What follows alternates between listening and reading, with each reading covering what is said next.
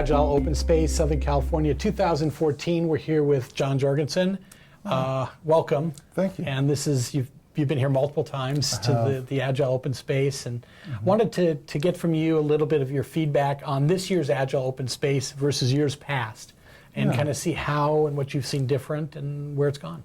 Yeah, well, this year I've noticed that our turnout is so large that the number of breakout sessions has really grown, and it's diversified. And there's also a broader audience, I guess you could say, in terms of their exposure to Agile or their experience practicing Agile. And so these breakout sessions now have a lot more depth to them. And I think, for my particular interest, I'm really looking for real-world case studies, I guess you could say, of how Agile's doing and maybe what its variants are now. It's really grown to be a more complex picture because there's more players, in this Agile ecosystem. So I'm interested in hearing those stories. Yeah, one of the common themes that we're getting as we're talking to people or I'm walking around is the diversity you're talking about, both from a role type, whether they're Scrum Masters, there's been a nice ramp up of more developer, engineers, QA, to broader types of organizations, companies. And it's actually been really rich, the content. From your perspective, with all the sessions you're going to, and there's so many, sometimes it's kind of hard. The nice news is tough choices now, aren't there? It is. In the same time slot, different rooms. I can't be in both places. But I guess I should say, that gives me stronger impetus to be the bumblebee. There's no offense to anyone saying I've gotten the value actually in this session already, this fast into it, and now there's this other one that I'm going to go see if I can grab that little gem of knowledge and insight from somebody.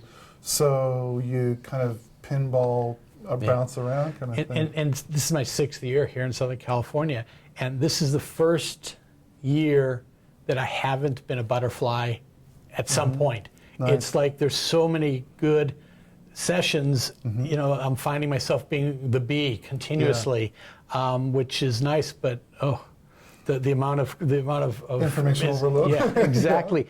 So, and it's really been kind of interesting because I've sat in some of the sessions with the developers and just listening to them speak geek, so to speak, has been just really interesting and refreshing. And I guess maybe that's part of where we've differentiated, my interests and my experience and background, I think, is more along the lines of Scrum Master, Agile Coach, and Product Owner. So I'm looking for the depth along those lines, in my own personal specialization. So I've seen that represented more strongly in terms of numbers and experience in the work. The work groups or breakout sessions.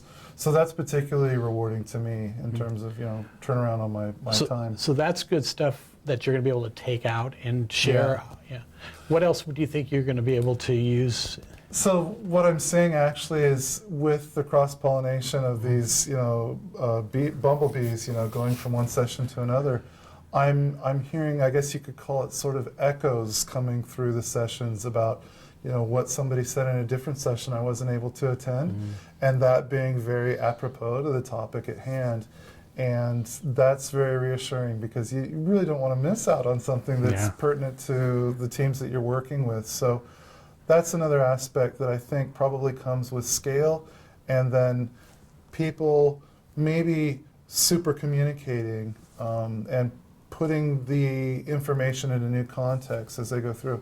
And at the end of the day, this is day 2, of course, my mind is kind of replaying the tapes of everything that I'd heard that day and fitting it into what I want to do with my teams moving forward, and what are opportunities that I can help create for the Agile community here in Southern California that I just didn't see those opportunities until I was getting some inputs from people in the community here. Yeah, it's been a really busy and informative, day and a half, 2 days now, and I'm in the same boat, and it's like, what do I want to execute on next? It's how do I? One of the things is how do I adapt more lean coffee sessions? How do we take open space into the workplace? So there's been a lot of stuff that's going through my mind as well, and how to give back to the community. Exactly, and I look at the way that the sessions are going and say, gosh, like maybe if this had an Agile Coffee element to it, so that we were time boxing